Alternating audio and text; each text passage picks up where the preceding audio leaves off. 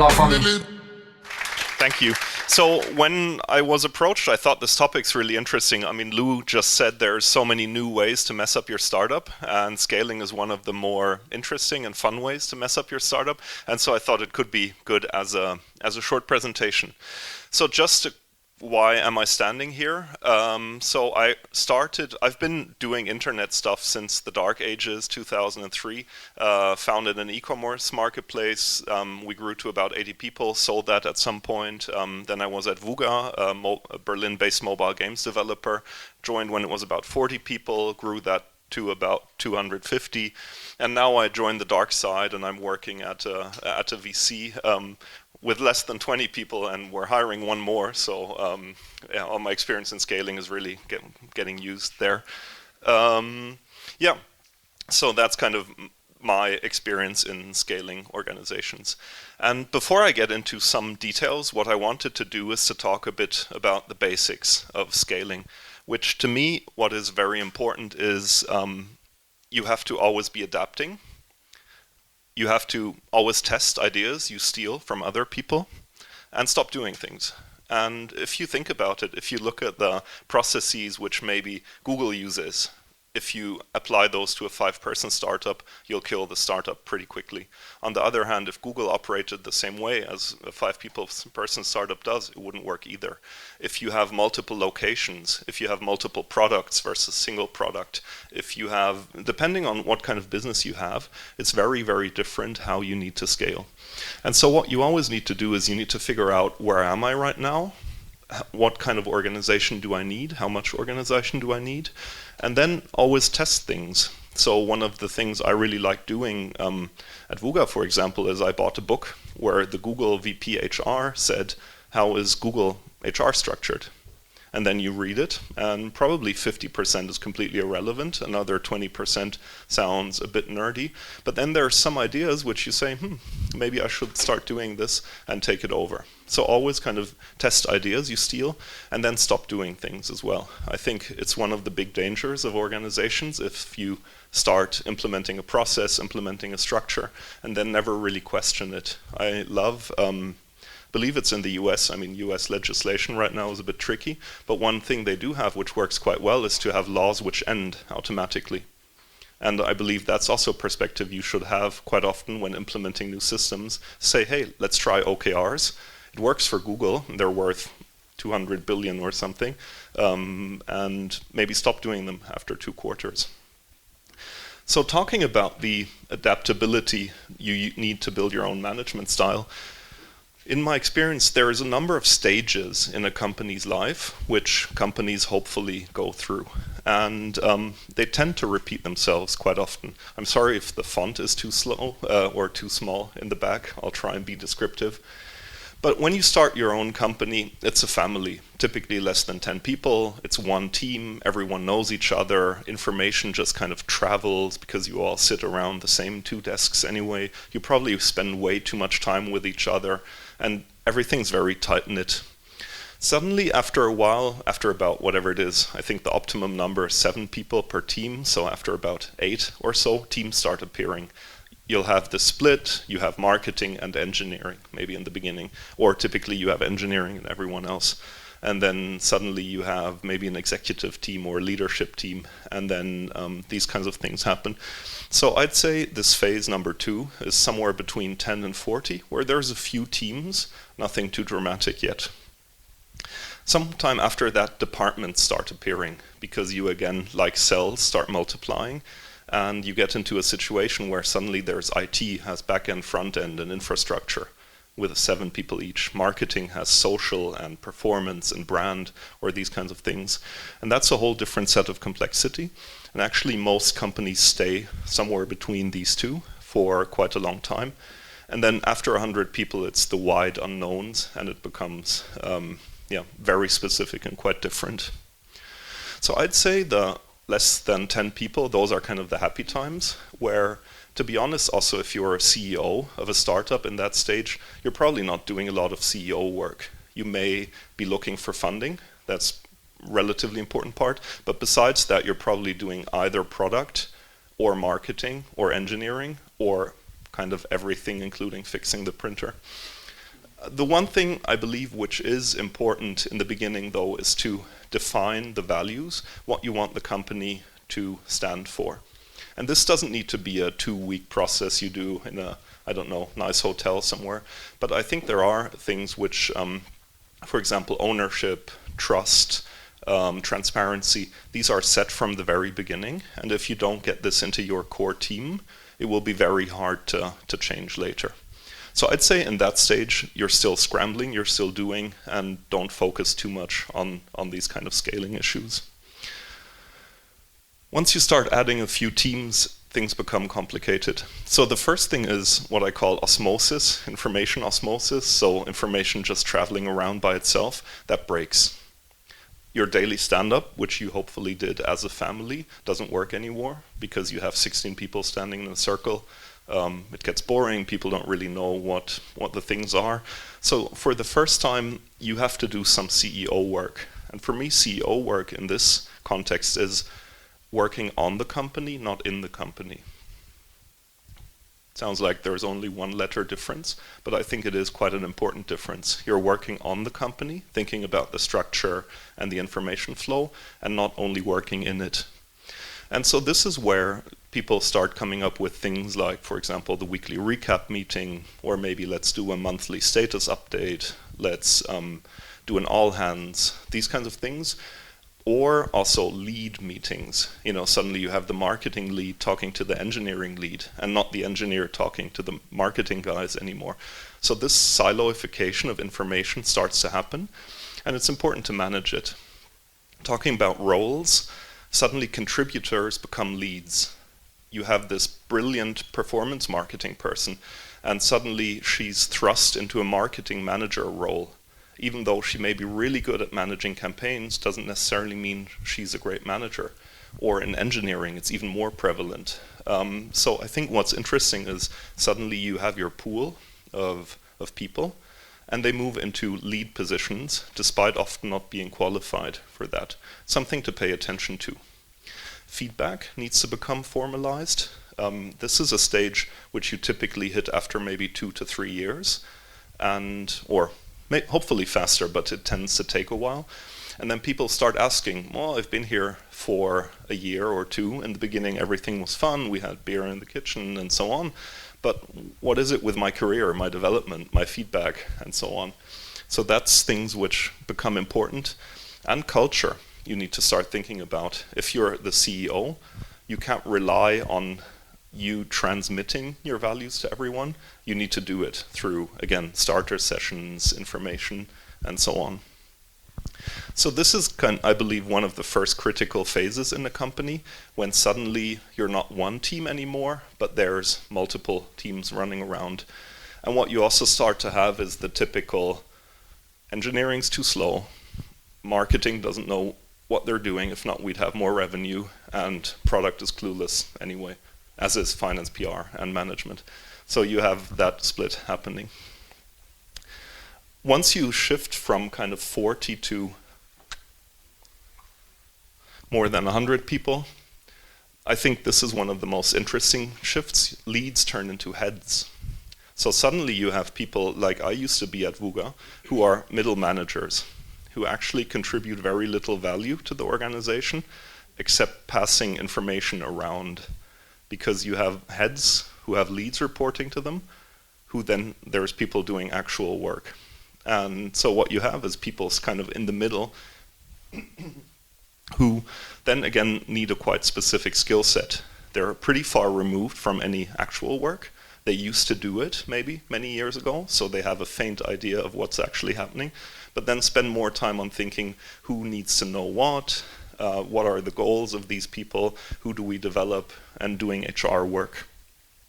Information flow is again important. And what's also interesting in this stage, what I feel is major organizational changes. This is typically where companies make decisions like, are we structured by product or are we structured by function? Here it always happens that you have an IT team and a marketing team. Here you start thinking about, let's say at Wooga was the case, actually there it happened earlier, but do we organize by product? Do we say each game has engineers, artists, and game designers, or do we keep these functional blocks? Do we organize by geo? Should we have a team in the US? Okay, if we have a team in the US, do we put engineers there? Do we put marketeers there? Or is it just sales? So this is typically when the major org changes happen. And then down here, when it's above 100 people, it's the wide unknowns. And this is actually based somewhat in science. There is a number called Dunbar's number. People fight if it's 100, 150, or 180. It doesn't actually matter so much. The question is, how many people do you know? How many people can you actively, kind of consciously remember the name and maybe a few things about that person? And what I've noticed in larger organizations, what's a real danger, is people stop caring. When you're here, if someone new joins, it's like a major highlight of whatever, the day, the week, the month. Once you're here, it's still cool because they're probably helping you. Once you're here, there's like a new back-end infrastructure, reliability, QA person in that office over there. You're like, okay, cool. I'm sure someone's happy about that. And so what's important here is to then keep that in mind. And it often leads to organizational splitting. I think people want to feel like a part of something, and it's very hard to feel part of a organization like that. And so what we did, for example, again at Wooga, is you were part of your game, let's say. You were working on Jelly Splash, which was 15, 20 people. Then you were in the puzzle studio, which was about 80 people. You know, and that's the kind of number which then allows you to still remember a few other names outside of your studio, and then you're part of the organization. And in my previous job at Hitmeister, we had huge numbers of customer care and kind of sales people. And what we did to kind of do this is simply start creating red team, blue team kind of constructs where people felt like part of a smaller group than this armada of just salespeople.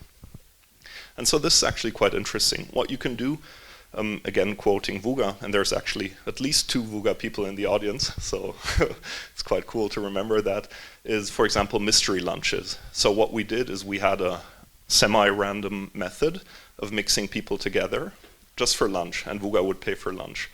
That helps these connections develop. You know, if you have someone from marketing with an engineer, an artist, and a game designer go for lunch, these are people where there may be no formal contact otherwise, but you start building these connections. One thing I noticed also after a while is people often talk about titles in startups, and it's a painful, messy subject, which almost always kind of sucks. But one thing which we did, for example, at Hitmeister quite well, was to introduce titles somewhere here. And titles are important for people to show career progression and to reward hard work and so on. But it's also important for internal navigation. Because if you know someone's a lead front-end engineer, you kind of know what that person's doing and how responsible they are, versus if everyone's just called Rockstar Ninja Developer, something like that. Or org charts, which is something most startups hate. I worked once in a startup as an intern. The org chart was magnetic, and every morning it looked different because people would always push around, you know, what they felt their view on the organization either was or should be. But this internal navigation gets more and more important. And this is also the phase when organizations tend to become multi-location. In the case of Wooga, for example, Berlin, Tokyo, which is a great divide to overcome. At Hitmeister it was a bit easier. We had Cologne, Düsseldorf, Leverkusen, which at least is, it's all Rhineland, so you could go to Carnival together. And for management, it becomes, especially here, extremely hard to get a read on the company mood. What always pops up are disasters, and that's the only thing you get in touch with. But while you're here it's easy. Here it's still okay. Here it's getting very hard, and here it's absolutely impossible once you have so many people to really understand what are people's fears, what's the feeling, what's the sentiment, do they appreciate what you're doing, etc. And so if you're looking at scaling a company, I think what's really important is as you hit these spots to kind of know which stage you're in. to adapt your systems to it and to be very mindful as you cross these dotted lines, because it's where typically things will go wrong. So what I want to do now is to do a short deep dive into 2 or 3 of these topics and then just open up for questions.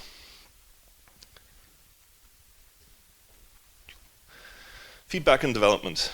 HR will be very happy about this, but I think it's actually one of the, Janina used to do HR at Wooga, so that's why I'm smiling. Feedback and development, I think, are one of the things as you scale a company which are critical to get right. And they're very hard to get right, and I don't think we always got them right, either at Hitmeister or at Wooga, but I think it's one of the things you need to manage. And actually, I believe the most important process as you scale is your onboarding. Because once you get someone into the company who's not a perfect fit, it's costly, painful, expensive, disruptive to separate again from them. And I believe one thing as you scale, which is critical, you will have bad hires. You never have a 100% perfect hiring process, because there's always some variability. People have good days, whatever it is, their real personality only comes out after 4 works or 4 vodka. And kind of having a process in place where you're really sure that once someone's out of probation is a good fit for the company is critical. I think it's even more important than what I added here is the ongoing feedback cycle. I think this, however way you do it, I mean, within reason is probably okay. It is important. One point I just wanted to mention, because I've had discussions on that so often, compensation always sucks.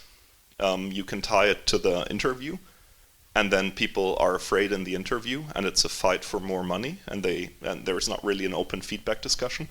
On the other hand, if you do it separately, it's weird, because compensation is tied to performance, and you're talking about that. So I don't really have a solution for that. There are a few other things I wanted to mention, which this is one which I stole from Google actually, which really worked well as we were growing, is for my area I introduced calibration meetings. So what we did is the lead of a team. Normally in feedback meetings you have this weird power structure. You have an employee who gets feedback, often anonymous from others, has to accept it because the manager decides, also can argue a bit, but not really, and it's really kind of unfair. And no one really checks the manager if he or she's doing a good job. And so what we introduced was calibration meetings, where the lead of a team had to defend their feedback in front of the other leads. So what we would do is we would say, let's say I'm running the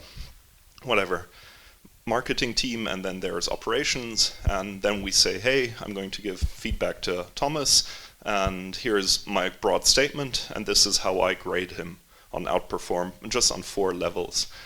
And what I thought that was really good, what happened well, is there is an accountability for managers to give good feedback, to be fair, you have a checks and balances, and it also led to us looking for solutions to either problems or when things go really well, to migrate people around and give them more responsibility. So that's one thing, one of the tools I would suggest you test if you're into that. One thing which also comes normally in phase 2 and 3 is executive feedback, which again always sucks. As you're growing as an organization, if you're, let's say, a COO role or a CEO, CTO, it's very, very hard to get feedback on your work. Maybe the board, but they're normally not involved enough and they have other issues. And so if you want to start introducing something like this, to me it would be important, it has to be external. If not, there's always question marks. It needs to be trusted, so it can't be the main investor or someone like that.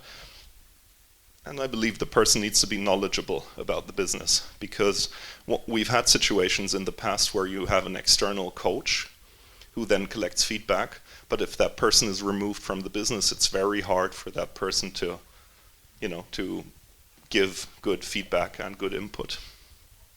And finally, a tool which I think I should start getting commission on is Peakon. So this is an actual product.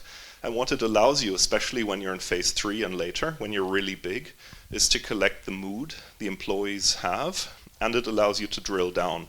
So you can say, show me all teams. Just show me one team. Show me people who have been in the company for more than 3 months. Show me people who have been in longer than 3 years. How happy are they?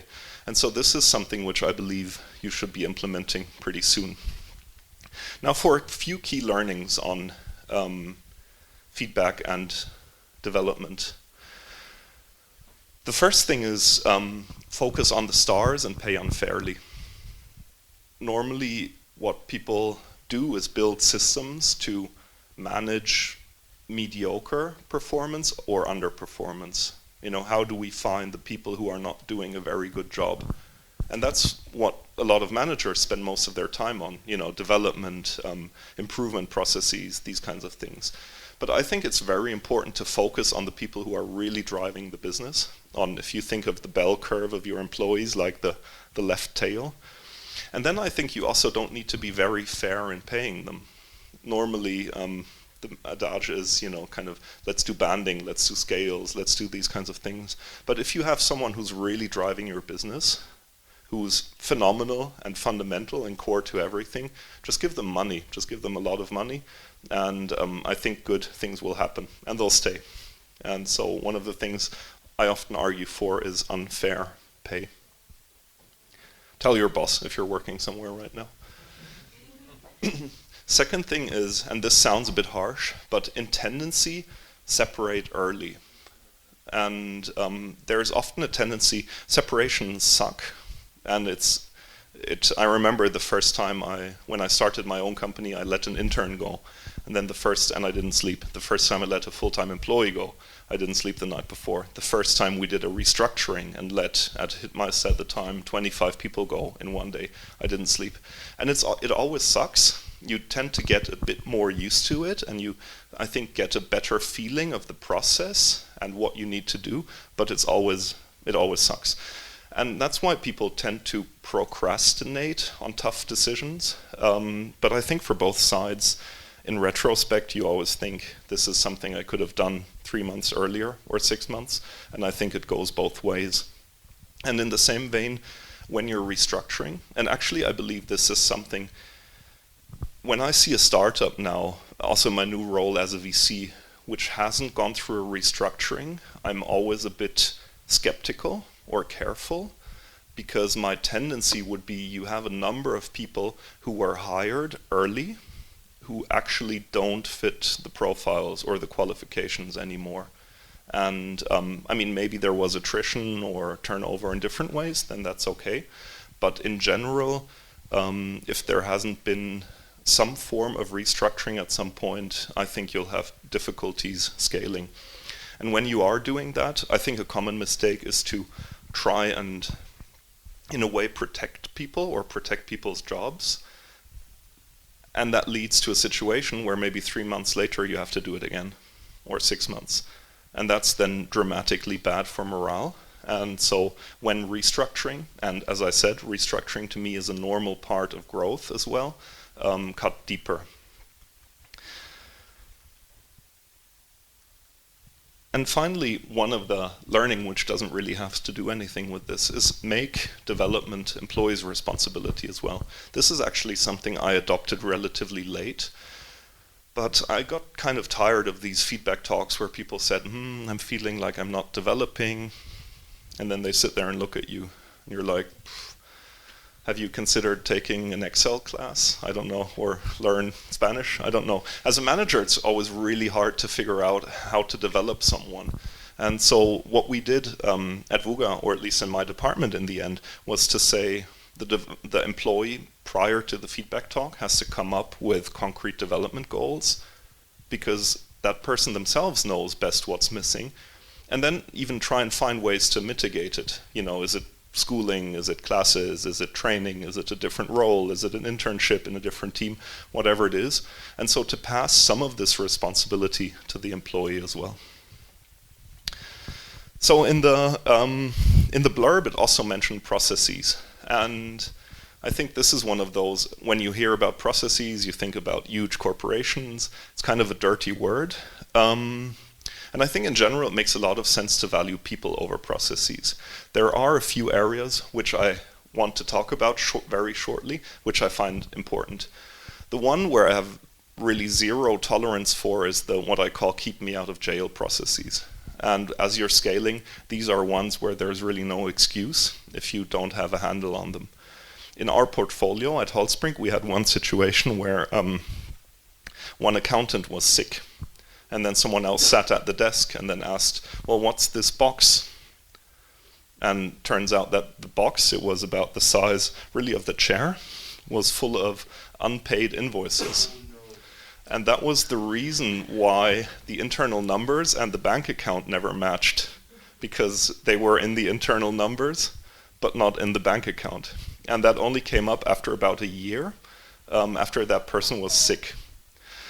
And so this to me are the kind of keep me out of jail processes where, at least if we're working together and you're a startup and you say, my numbers are late and my bank account doesn't match and so on, that's not a good idea. Especially BaFin. I love BaFin, the Bundesaufsicht für Finanzdienstleistungen. They can shut down your business today. They can call you and say, we'll freeze all your accounts until you fix this situation. So it's a lovely organization to deal with. And you have some highly detrimental processes, of course, business continuity. We had a situation at Wooga, for example, where we had all our stuff in the Amazon data center in Ireland, and it got hit by lightning. And yeah, it was gone for over 24 hours. And I mean, it stayed offline, the game, for all players, but at least we had ways of talking to people. You know, we could save them over that. At Holtzbrinck right now, we have a company in Mexico where the office was demolished by the earthquake, which recently happened. And no one got hurt, so I'm really lucky in that. But the company is operating. And so these are things which it's normally kind of a bit boring, especially when you hear someone talking about risks or the IT guy comes and says, hey, our firewall needs an update. And you're like, I need to increase revenue and not do updates. But these things happen, and so do keep an eye on them. I'm also a big fan of processes actually in HR for consistency and fairness. It's one of the things I've learned scaling organizations. People react really badly when you're not consistent and not fair in HR. And I think one of the few ways to achieve that is through processes, to be honest. You know, if someone hasn't had a raise in 3 years, and which could be okay, but you never talk about it. And then after year 2, you're kind of avoiding the issue because you think, this is so embarrassing. Or feedback, or people slipping through the cracks in different ways. So this is one point where I think you should have processes. And then business core. Actually, one thing I've learned now in the last few months, but also at Wooga previously, was there are things which really increase your valuation. And if you turn those into a process and make it repeatable, you add a lot of business value. One example is, for example, if you ask, do you do user testing with your products? People say, yeah. Like, how often? Yeah, this one time we had this one guy come in and so on. But you know, if you say, do you do user testing? Same question. And then you say, yeah, every 3 weeks. And then we have 5 people come in. And then we have always one engineer, one product guy, and one marketer meet them, and so on, and so on. So you're putting a lot of, I think, value into your company by turning these things into a process. Processes to avoid, of course, are typical power trips by service functions. So let's say ordering or travel, and especially when the damage is low. So I remember in the beginning, especially at Wooga, everyone had access to the company Amazon account. I mean, why not, right? I mean, even if someone orders a Whirlpool for 10,000 euros, you can send it back within 100 days. And why should, if I need paper for my printer, why should I go talk to front desk, who talks to IT, who whatever checks the budget, and so on? So really think about, if you have these processes which turn toxic, avoid them, or invest in automation. At Wooga we had a team called Witty, Wooga Internal Tools, Tasks, and Yumminess. And all they did was connect the HR tool to the Google Doc to the front desk to something, so a birthday card gets printed out pretty automatically 3 days before someone's birthday. Culture is one of the other interesting ones. So as I mentioned before, I think culture is one of those things which are very, very hard to grasp, and there is no real good system in a way. But a few notes I wanted to put down. One is define it very early, settle on a small number of key values, and then communicate those through actions. There's sometimes you see like a lobby, and it says, we believe in integrity, respect, and trust, and then there's whatever, an eagle or something like that. I think the way you do it mostly is how do you behave in the office, what actions do you take as management. I think sometimes you can even deviate from your culture if you say, hey, this is going to suck now, and this is not how we normally do it, we know, but please forgive us over the next couple of months. And I also believe a lot in symbolism in the office. So really thinking about where, it sounds a bit strange, but the office, I believe, is a manifestation for many people of the culture. And I mean, you see it here, the family. I think the branding is really, really cool, but I mean, it denotes a certain, an edginess, non-standard. It looks very different than the Holtzbrinck office, for example, where everyone has their own little office, and we have doors which are normally shut, and so on. And it's a different approach, and so I really think take the office into account when thinking about culture. And the last point, which I wanted to go into a bit more detail, is to use your board. So most startups have a board of directors and tend to ignore it, or at least, let's say, a few days before the meeting say, oh shit, what do we tell them this time? How do we keep them quiet until the next funding round happens? And I believe in general boards can be useless and dysfunctional and boring and a waste of time. There can be a few things where boards can help with, and again, sorry for the font size, funding, now and later, which is mostly related to trust. Do they trust you, what you're doing? And you generally build trust by communicating well and, looking smart, having good answers to questions. Help with market sentiment, and is now a good time to go fundraising? Should we go out with the story that we're an AI company, or are investors kind of over AI right now? Should we say we're a VR thing instead, or 3D, or machine learning, or whatever it is today? And then key decisions, key hires. Actually, the Wooga board was really, really good. In many situations, we have this one guy who we need to bring over from the West Coast with his family. He needs to sell his house and move his children to Berlin, a language no one speaks. And these kinds of situations is also where you have board members who, by definition, tend to talk a lot and well, can help you, in bringing these people over. And as a sounding board for your ideas. And finally, I think one point many entrepreneurs underestimate while scaling a company is also how a board can be a somewhat therapeutic forum. Because scaling a company is really hard and really painful, and you get a lot of pain and trouble pretty much all the time, and you don't really have anyone to talk to, and except your friends or, your wife, your children, your dog, but they all tend to not want to listen. But if you have a good board, it is also a form of therapy in a way, where you can talk about tough decisions, things you're thinking about, as you go through the motions. And especially for the last point, I'm actually a big fan of not having only investors on your board. Some investors are good, especially if they help in raising additional funds at a later point. But as you grow your startup, you should tell your seed investors, hey, it's been great, but sorry, your board seat is going to someone from the industry, and not you can't sit here forever. And I'd put a bunch of stuff on how to communicate with your board, but I think it now would be a bit too much to run through this. I'll go to the slides so you can take your photo, but the slides will be online later as well. So, starting to wrap up now. I think I've overstretched already. If there's one thing you remember from today, this is what I'd like you to remember, which is remember the stages, one team, a few teams, departments, and then the wide unknowns. You will have different challenges in each of these stages. Adapt to them, figure out what you need to do. And if you want to learn more about the topic, here's actually 3 books I really liked reading. I still like reading books. It's kind of old school. One is about the Marine Corps, which sounds a bit strange in the first moment, but if you think about it, highly variable situations, small teams, a lot of uncertainty, a lot of change. It's quite interesting how they do things. And it's not about screaming at 18-year-olds. It's more about, how do you adapt? The second thing is Ben Horowitz. I mean, this is almost cliche now, The Hard Thing About Hard Things. This is the book from the Google VP HR, which it's kind of written as a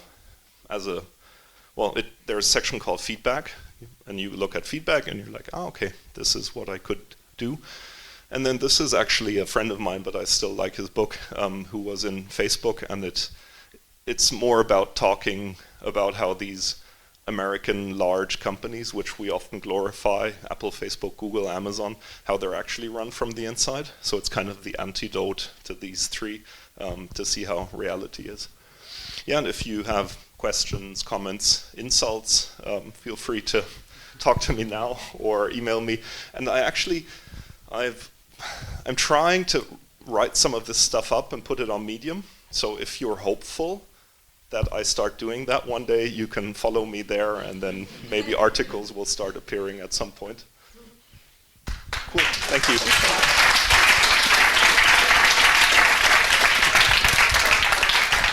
Just a very brief one. You mentioned in the context of calibration meetings, what were your 4 dimensions for actually grading employees or giving feedback?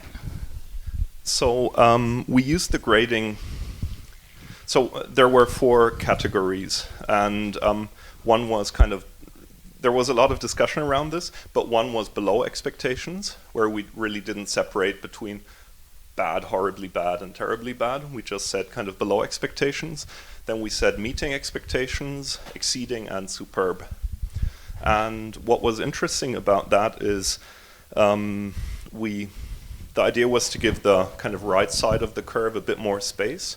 And what we also tracked over time was how many people were in each bucket, and tried to keep the number of people in superb really below 10%, and the majority kind of in maintaining expectations. However, this data point wasn't communicated to the employee, and it didn't determine salary or anything. It just kind of set us in the mood of who are we talking about, and how are they doing. Hello, Jan. Just a question, because my company just entered the department phase. So, I found it super, super hard to do 2 things. One is creating or formalizing those processes, because before they were all informal and it was running somehow. Yeah? So, and we're getting to the goal, but now it feels like really you need to kind of formalize them. And I have nobody that really is formalizing them, writing them down, because nobody has time. This is one. And the second thing is also writing down process, and the second thing is having clear responsibilities, because the company is growing, and then there's so many times the same situation: who is responsible? So I have the feeling I need 2, 3 extra people only to writing down processes and to saying, okay, it's you that is responsible, So any magic bullet that you can tell me? Yeah, I mean, magic bullets are hard. I would start with the responsibilities, to be honest, and I think a method I tried at Wooga, which in the end, I think by mistakes I made, we didn't really see through, but I think was on a good start, was objectives and key results, which Google uses. And the idea is that you start at the highest level: what's the company objective, what's the department objective, what's the team objective, and what's the person's objective.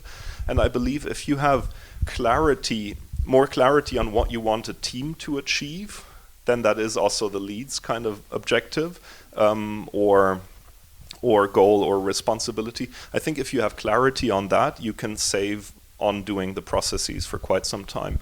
But I think clarity of ownership and responsibility is the most important point.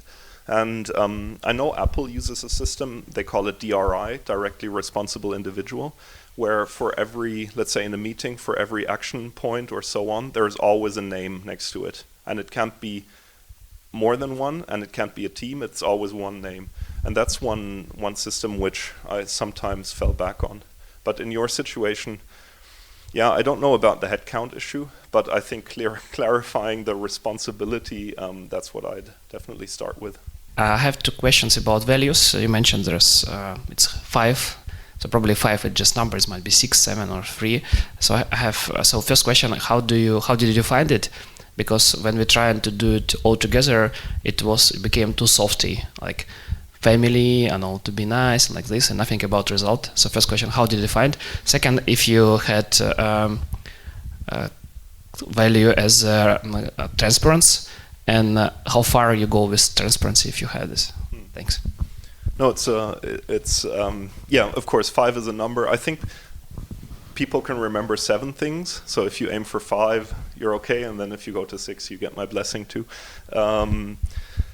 It is tough to focus on these. I think one idea which you could use, which comes from product marketing, is the why, how, what framework. I don't know if people are familiar with that.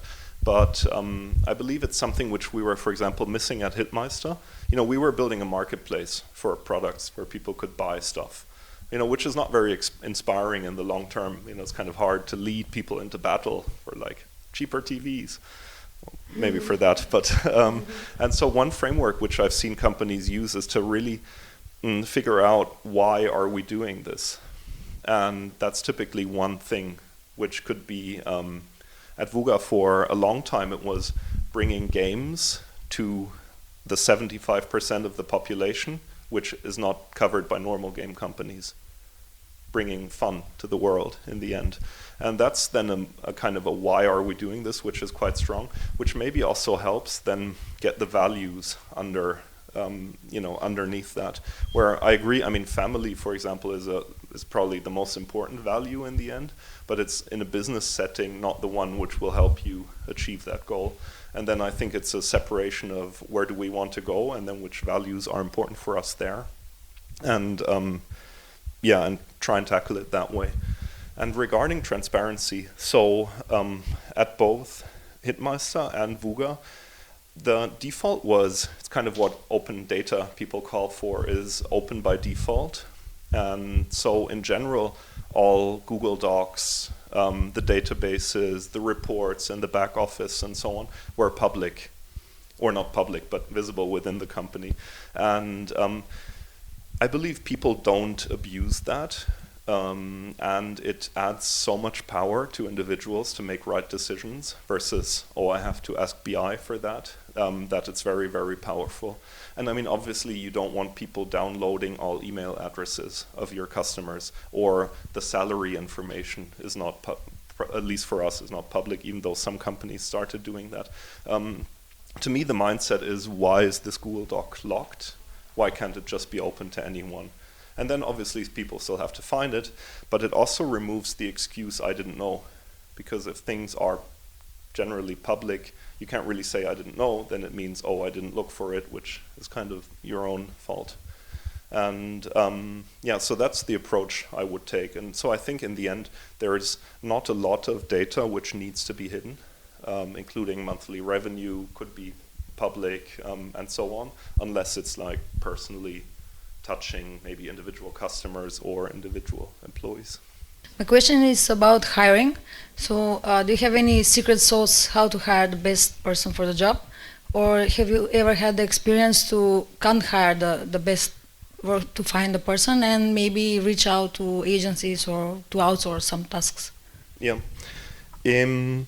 So I think the hiring process is again a really interesting process. And I've seen for example, now thinking of Wooga again, because it's more recent, we also evolved that process. And it was different by department. So for example, in engineering, they had what they called the tech crunch.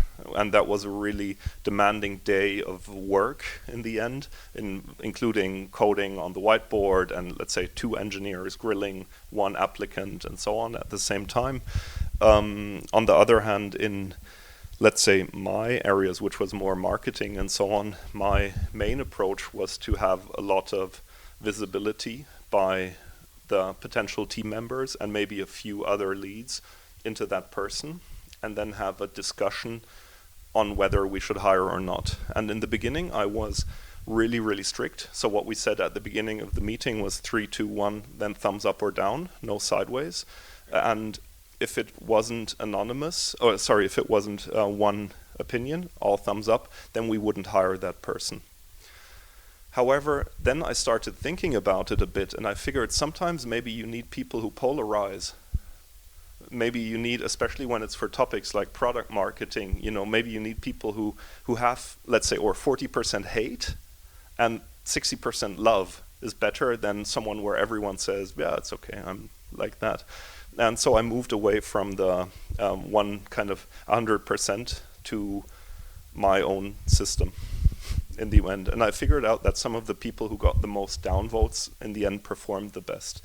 But I think it's one of those things where, especially if you have to let someone go after in probation, figure out, what did we miss and how can we change the process to adapt to it.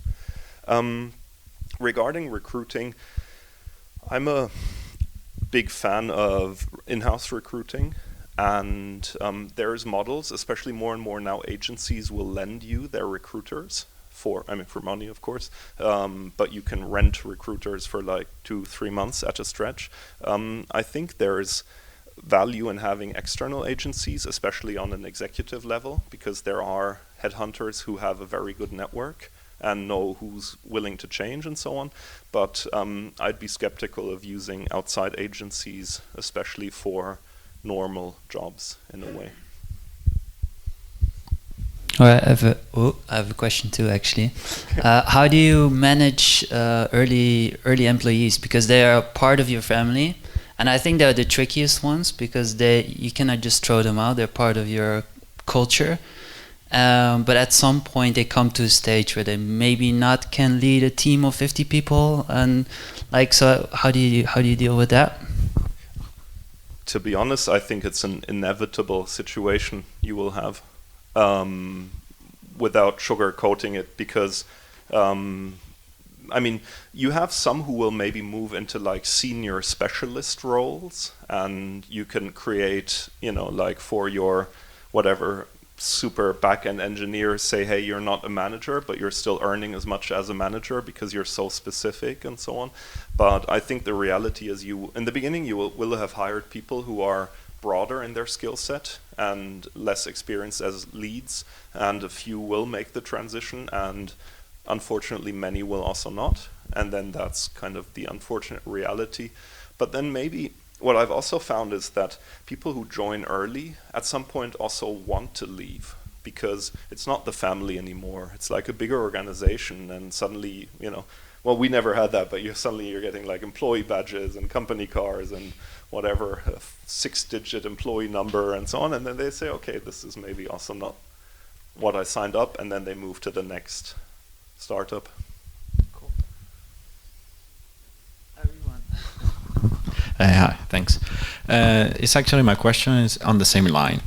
Some great employees join the company during the family stage, and while you have a whole spectrum of talents when they're joining, to them the concept of success is not growth exactly, but basically revenue of the same company or same concept or product. They can actually, be really loyal to you. However, when you entering that stage of growing, but in personal, and they no longer have that feeling of family, like the previous question said, even though that you have great employees that are great for the roles and they actually can scale that, the feeling that for them is the value is actually the family value, or basically the status quo, so to speak. How do you tackle that, or just to minimize the ratio of people leaving, and basically trying to trying to make clear that the growth is not only related to revenue, but also like the scaling of the whole concept. Yeah, I think it's a tricky question. I think, especially if you have people who are in really from the beginning, often having one of them leave feels bad in a way. But then on the other hand, it was a family. It's now more and more turned into a job. It's maybe not the perfect job for that person anymore. could be happier elsewhere. And I'm not saying you need to, fire them with like, whatever, no pay, no laptop, and you're out on the cold streets. But I think there is also, you don't need to treat every early person leaving as this kind of personal insult or, like a really bad thing. And what I like when I go back to Hitmeister, the company I founded now, some of our CTO there, who now is, so Hitmeister got bought by Metro and is part of Real, and the CTO who's there now, he was actually my working student. And that's spectacular. I think that's really, really cool, and I'm happy he stayed and he grew in that organization. But unfortunately, it's just a relatively small number who do that and who have the adaptability to go and the desire to go through that. Okay. Thank you. More questions here? Yeah. Okay, like one more personal question. I would just like to know, like, what were your bad habits you had to kill, like, on your journey, that make like the biggest difference in like your personal success? You mean besides the alcohol and and so on? Yeah. That's a very good question. I think one which springs to mind is I have a very strong bias to action and to doing things. And as you're in a small team, that's great. If you're a medium-sized team, that's still okay. But once you're in a big company, that really pisses people off, rightly so. And if you just decide to do, because especially if you're on a C-level, you have the power in the end to do things, but that doesn't mean you should go out and just do them, even if they're right. They may or not be right, but just kind of, I don't know, buy things, sign contracts, announce something somewhere, hire someone, reorganize a team over the heads of others. So I think finding ways to achieve something while keeping the chain of I don't want to say chain of command because it sounds so like the Marine Corps, but the people in between happy and satisfied, and rightly so. I think that's a habit I had to give up. But it's actually quite funny now in my new job because there is no one. We're 4 people here in the office, where suddenly I'm like booking LinkedIn ads for job adverts again, and that's really fun. But if I did that at Wooga, obviously someone in either HR or marketing would get pissed off because I'm messing with their ad account, and which I probably shouldn't be doing. Yeah. So I'd say this, going from doing stuff as fast as you can to involving people or delegating is the key bad habit. You said like as side tendence that like managing is only for mediocre and underperforming people. Can you like go a bit more on that? I meant the feedback and the performance management. So my feeling is that many of these systems I think you need to be careful in the hiring and onboarding, but after that, I believe many managers spend a lot of their time dealing with people who are underperforming or people who are okay versus the group which they don't talk to because they know what they're doing and they just go off and do stuff. And there's actually a pretty interesting exercise I once did with one of these trainers, which is list the people by how good you think they are and list the people by how much time you spend with them, and then draw the lines. And typically you see that you spend the most of your time training people who are mediocre or trying to get rid of people who are not good, rather than having this one superstar, who, or two or whatever, who maybe if she just needs a push in the right direction can become even better, versus dealing with, the normal. And so that's what I meant by also remembering, to spend time also with your superstars, or even potentially more, versus dealing with all the kind of crap. And I have a follow-up question. You said like that you figured out that like during the hiring process, it's sometimes good to go away from the all agree on one person. What happened to the culture or to the team culture after that? Because that's maybe like a point where it could get interesting. Yeah, it's true. I mean, I think you have to explain it afterwards why you overrode someone's thumbs down. But again, to take the art as an example, you know, if you hire an averagely good art director, you know, you'd probably get something which is a lot of white space and a lot of modern fonts and so on, and everyone says, yeah, it's kind of cool, it's okay. But, you know, sorry if I'm in love with this, I don't know why, but but, you know, using this as an example, it's someone took a risk and did something edgy. And I think the same way as if you're in specific functions like product marketing, like brand, and so on, you need to have people who take risks and are edgy, and they could have the risk of them being filtered out by consensus-based selection processes. I mean, obviously, if people do thumbs down for real good reasons, then, you know, it's a different discussion. For the like personal education or business education, you mentioned books. I know I checked your LinkedIn, not sure if you had MBA, probably not yet. So what your thought about this, and what other options to get new knowledge, new ideas works for you? Yeah, so I did a Diplom-Kaufmann, as it used to be called in Germany. It's kind of like a master in management. I found out afterwards, what I found quite depressing is when you join a consultancy as a non-business student, they do a 3-week MBA. Yeah, took me 4 years. So I actually think, if you think about business is kind of everything and nothing on the same time. I think business is comprised of, what I wonder is, do you have functional deficits, technical ones, you know, which could be accounting, things like that, which are important, which I believe you need to understand, or it helps greatly. And that's probably something more around classroom learning, online learning, these kinds of things. But I believe management or leadership is a combination of wanting to do it, having to do it, some experience, some tips. And that, to me, is less around formal education. I don't think you become a good manager by doing an MBA.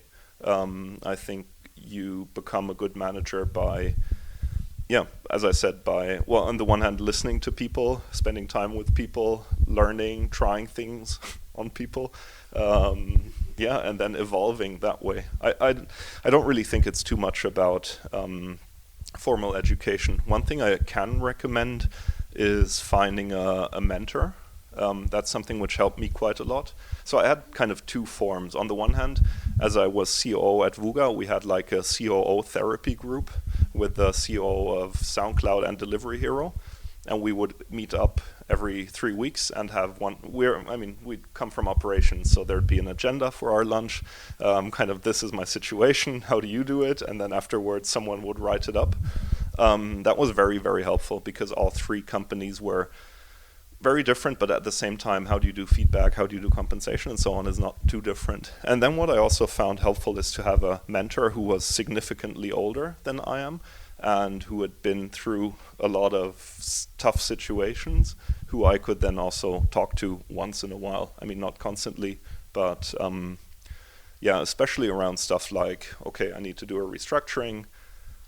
How do you look at hiring? Because from my perspective in the market, there's a bit of a change. We're coming from an era where we hire for experience and moving towards an era where we hire for potential.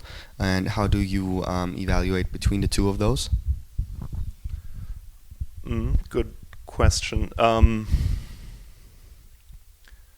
think it depends on the role, to be honest. I mean, I sell myself more on experience than on potential, so I'd say I have a bias towards actually hiring people who know what they're doing or have done it before. But no, I think it really depends on the role. I think to be honest, there are roles where experience helps, and to me that's often around people management, where simply having done it a few times, I believe, gives people confidence and experience. On the other hand, I mean, also at Wooga, we hired people often for potential and then stuck them in roles where they were maybe a bit too junior for, and let them kind of do and fail or succeed. Yeah, I find it hard to give a standard answer. It's kind of dependent on the role.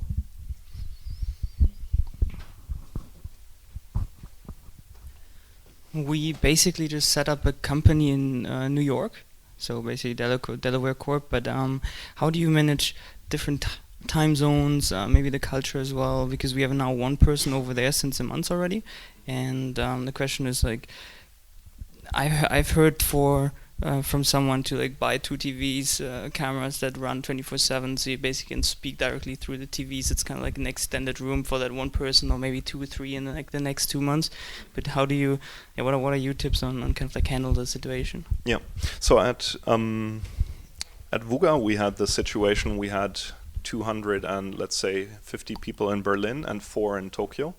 And what we did is, on the one hand, we invested in technology. You know, for example, our Monday morning stand-ups were, our Monday morning all hands, where the whole company joined, were automatically recorded and put on the intranet for people in Tokyo to see. I think that stuff's kind of easy. What's harder is to get the communication into a form which is shareable. Because in a way you're reducing your Berlin communication and making it more written and more formalized to make it shareable with the US. And at Wooga for a long time we were very skeptical of having multiple locations, because I think it slows you down, necessarily so, and makes things a bit more cumbersome. But I think it's something you will have to deal with if it's strictly necessary. And regarding the culture, our approach, or mine, since I was responsible for that office, was to make sure what I felt were the core values were the same: the transparency, the ownership, the trust, and so on, while allowing each office its own culture. Now, I mean, obviously Tokyo is a special situation because it's very, very different and the market's very different. But I don't think you can have your culture everywhere. If not, it becomes very stereotypical. And I've heard this often from larger companies. For example, Airbnb is a classic one. They have a very strong culture, but it's identical worldwide. And then when you walk into the Tokyo office, you feel like you're in San Francisco, because everything's the same. You know, the furniture, the styling, the rooms, the conference, and so on. And then the question is, you know, what do you gain by being there? And so what I believe what you should do is to have allow your remote offices their own culture, while making sure your key values stay the same.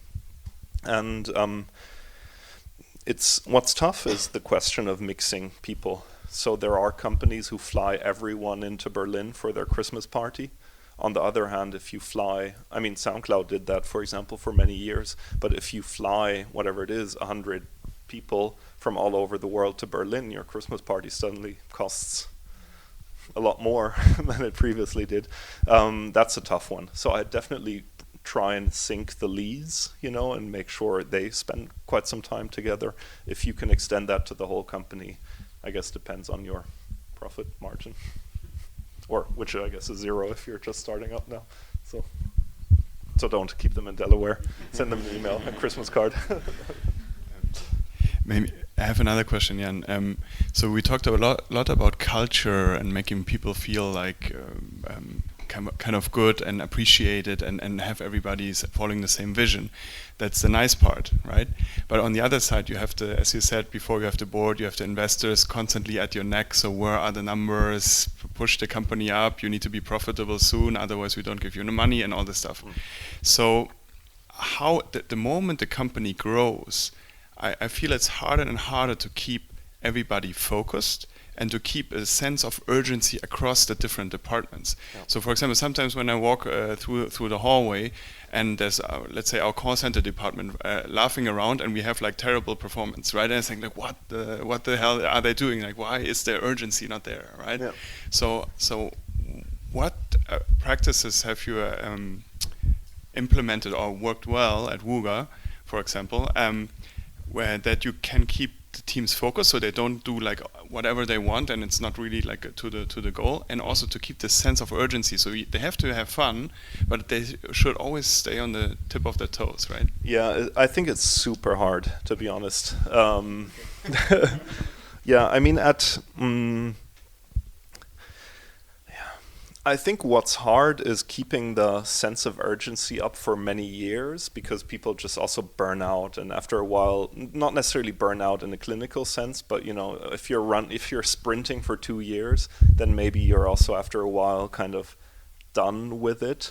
And I think to be honest, there are some teams where, German, like using the whip and the candy or whatever it is, Zuckerbrot und Peitsche. I have a friend of mine who works in a company which is over 100 years old, and he runs sales, and every day at 5:30 they do a sales call and talk about today. So not weekly, but today. How many calls did you do? How many contracts did you sell? And so on, with every sales manager.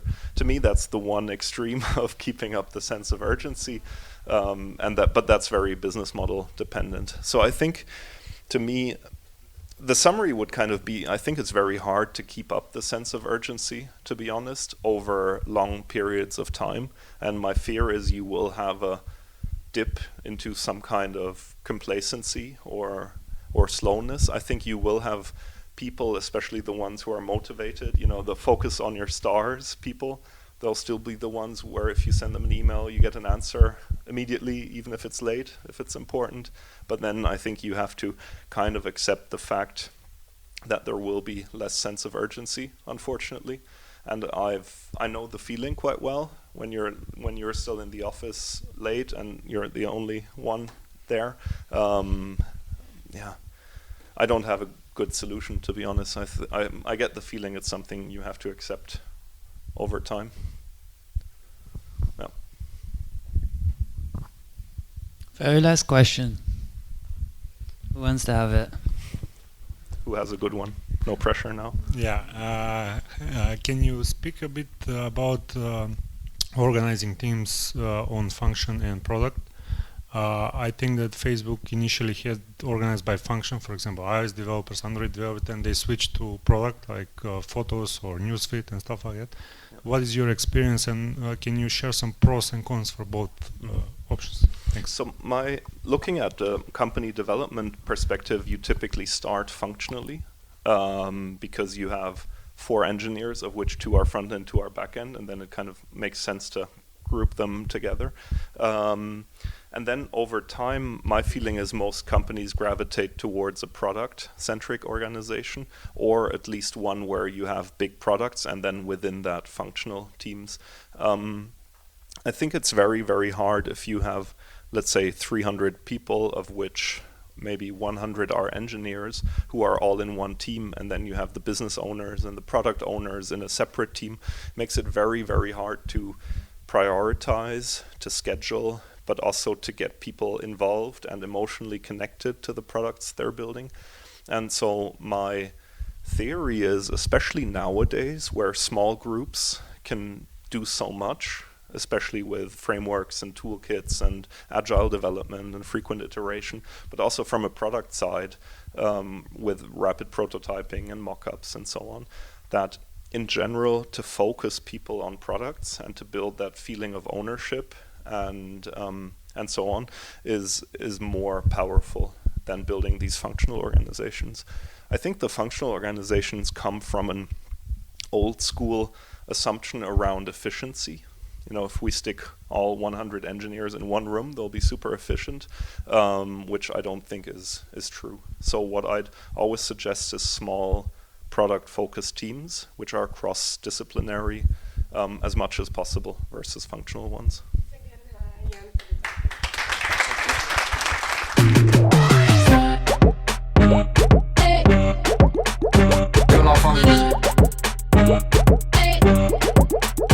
Que la famille.